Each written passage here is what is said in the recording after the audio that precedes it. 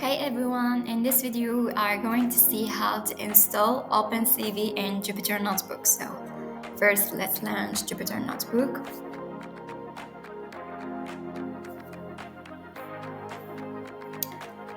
Let's create a new notebook here.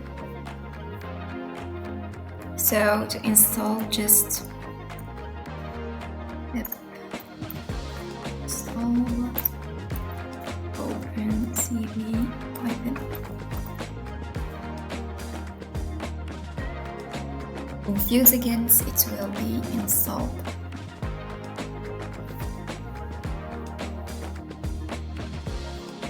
And this is the result. So collecting Open Python, as you see here. So successfully installed OpenCV Python.